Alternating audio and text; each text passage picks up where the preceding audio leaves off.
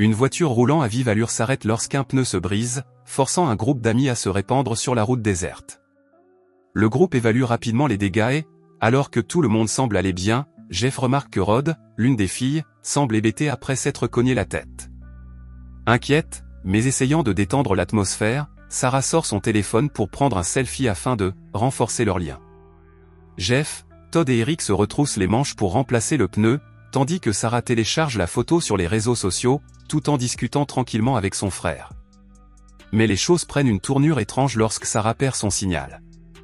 Pendant ce temps, Eric s'éloigne pour s'occuper d'une affaire. Alors que Sarah continue d'errer, elle tombe sur quelque chose d'effrayant, un petit mémorial sur le bord de la route. Paniquée, elle se précipite pour prévenir ses amis, mais les choses deviennent encore plus étranges. Sarah rejoint Keren et Rod à l'ombre pour discuter, taquinant Todd lorsqu'il finit enfin de changer les pneus. Mais leur plaisanterie est interrompue lorsque Jeff retire le pneu endommagé et découvre quelque chose de terrifiant, une balle logée à l'intérieur. Avant que le groupe n'ait le temps d'assimiler la nouvelle, Todd entend un bruit étrange. Il lève les yeux et voit le pneu crevé s'éloigner de lui-même. Confus, il se lance à sa poursuite. Pendant ce temps, Sarah tripote à nouveau son téléphone lorsqu'elle se fiche de terreur. Jeff gît mort dans la terre et, avant qu'elle ne puisse appeler à l'aide, elle reçoit elle aussi une balle qui, cette fois, lui transperce l'œil. Todd se retourne pour voir ce qui se passe et le groupe est paralysé par la peur lorsque le cauchemar commence. La femme se dirige vers Todd, mais un second coup de feu l'envoie au sol. Le chaos éclate et tout le monde se fiche sous le choc, sauf Keren, qui examine rapidement la scène et crie à tout le monde de se mettre à l'abri. Elle et Jody se cachent derrière la voiture, tandis que Todd, qui tente de les rejoindre, reçoit une balle dans l'épaule. Eric, qui revient des bois, plonge derrière une souche pour se mettre à l'abri. Le sniper, implacable, continue de tirer. Pendant ce temps, Todd jette un coup d'œil et voit Sarah se débattre, sa vie lui échappant à chaque respiration superficielle. Impuissant, il la regarde rendre son dernier souffle. Une fois le danger immédiat écarté, Keren prend soin d'Eric et assure le groupe qu'il est indemne. Il explique que le sniper pourrait utiliser un suppresseur, qui ralentit les balles mais n'affaiblit pas leur force meurtrière, ajoutant qu'il pourrait toujours tirer à travers la voiture. Keren révèle alors son passé, elle a grandi dans une famille de chasseurs et n'est pas étrangère aux armes à feu. Todd prend un moment, puis suggère qu'ils ne peuvent pas rester immobiles, ils doivent agir. Eric intervient en suggérant qu'ils courent vers des cachettes proches, mais le groupe le rejette. Keren fait valoir que si le tireur d'élite a pu atteindre une voiture en mouvement avec un fusil ancien, courir serait du suicide. Todd suggère qu'elle conduise la voiture, mais Keren secoue la tête en disant que la voiture est à sa portée et qu'il se fera exploser la main avant de pouvoir toucher le volant. Soudain, Keren se souvient qu'il pourrait y avoir un signal cellulaire à quelques mètres de là. Todd saisit immédiatement son téléphone et le lève au-dessus de leur couverture, mais Keren l'en empêche. Jody tend à Todd son selfie stick et il l'utilise pour étendre le téléphone en l'air. Un signal clignote, un bref espoir naît, mais il est immédiatement anéanti lorsque le sniper détruit le téléphone d'un seul coup. Furieux, Todd réclame le téléphone de Jody. Avant qu'il ne puisse le soulever, Keren lui saisit le bras, affirmant qu'il n'a pas les idées claires. Todd prend une grande inspiration et élabore rapidement un nouveau plan, il va essayer de pousser la voiture vers l'endroit où ils ont reçu les signaux. Keren hésite, réalisant que s'ils perdent le contrôle de la voiture maintenant, ils seront à découvert, sans couverture en vue, c'est une mission suicide. Mais Todd n'hésite pas et se précipite à l'intérieur de la voiture. Le tireur d'élite le repère immédiatement et le force à battre en retraite. Mais Todd refuse de se rendre. Il sort la clé de sa poche et Keren l'avertit à nouveau, mais en vain. Son regard se pose sur son sweatshirt. Après un moment de tension, Keren décide de prendre les choses en main, il utilisera son sweatshirt comme appât, dans l'espoir d'attirer les tirs du sniper. Pendant ce temps, Rod commence à enregistrer une vidéo, dans l'espoir de localiser le sniper. Alors qu'ils mettent leur plan à exécution, le sniper tire 2 fois, visant le sweat à capuche, tandis que Todd parvient à monter dans la voiture sans être touché. Il glisse rapidement la clé dans le contact. Il est prêt pour l'étape suivante, mettre la voiture au point mort. Mais Keren secoue la tête, l'avertissant que le sniper ne tombera pas à nouveau dans son piège. Todd hésite, mais quelque chose attire son attention, la boîte à outils. Avec un mélange d'urgence et de précision, Todd saisit la boîte à outils et s'apprête à l'ouvrir.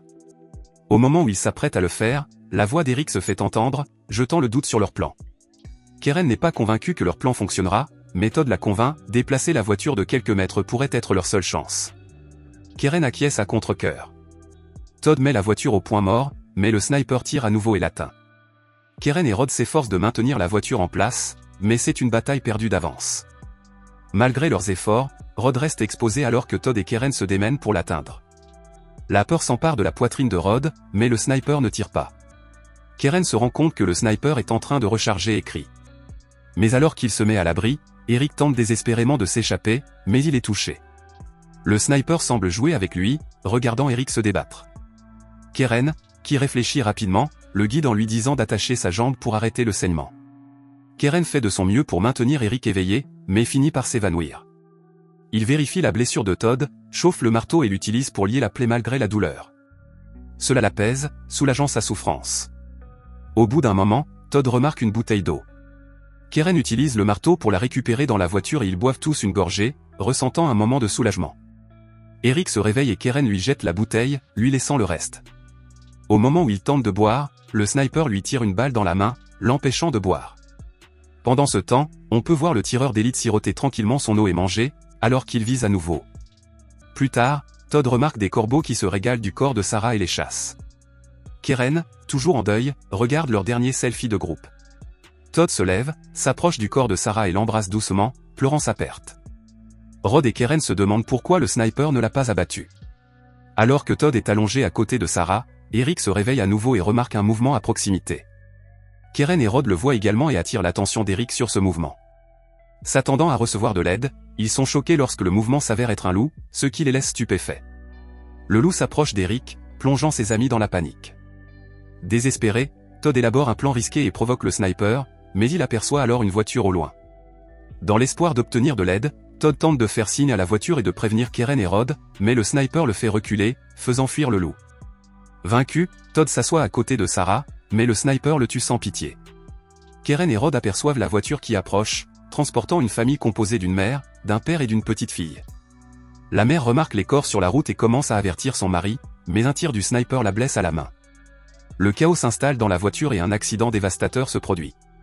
Malgré ses blessures, la mère tente de rejoindre sa fille, mais le tireur d'élite met fin à ses jours. Le père reprend conscience, mais sa femme à l'abri et tente de communiquer avec Keren et Rod. Keren parvient à le guider pour qu'il appelle le 911, mais le tireur d'élite, réalisant la menace, tire sur le réservoir d'essence de la voiture. Alors que le père travaille désespérément sur l'appel, Rod tente de l'avertir, mais Keren l'en empêche, insistant sur le fait que l'appel est leur seule chance. Quelques instants plus tard, le sniper met le feu à la voiture et les filles, impuissantes, regardent leur père brûler vif. Pour ne rien arranger, la fille reprend conscience et est tuée instantanément par le sniper. Accablé, Rod insiste pour qu'elle s'enfuit, mais Keren élabore un plan. Il se souvient que les soldats utilisent des grenades fumigènes pour bloquer la vue des tireurs d'élite. Dans la nuit, les deux filles aplatissent les pneus de la voiture et les mettent en pièces. Keren se faufile dans la voiture accidentée, arrache les sièges et éparpille les fragments de pneus. Pendant ce temps, Rod récupère l'huile du moteur et traîne la glacière pour y mettre de l'eau. Ils boivent de petites gorgées, soulagés d'en trouver. Plus tard, ils mettent le feu à la voiture, ce qui met le sniper dans une colère noire. Furieux, il ouvre le feu à l'aveugle sur leur position.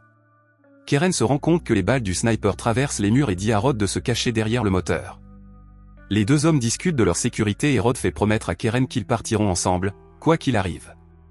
Leur conversation est interrompue par l'arrivée d'une voiture de police transportant un shérif, un adjoint et 2 tireurs d'élite. Les tireurs d'élite de la police recherchent le tireur, tandis que le shérif adjoint tente de contacter la station par radio. Il passe au téléphone, mais ne parvient pas à joindre la station. Avant qu'il ne puisse agir, le shérif s'empare du téléphone et est abattu par le tireur d'élite, terrifiant Keren et Rod. L'adjoint tente de prendre le contrôle de la voiture, mais le shérif blesse sa fesse sur le volant, ce qui fait basculer la voiture vers l'avant. Un tireur d'élite de la police tombe et est rapidement tué par le tireur. Ne faisant plus confiance aux policiers, Keren demande à Rod de partir et s'enfuit dans la fumée. Quelques instants plus tard, elle se rend compte que Rod ne l'a pas suivi.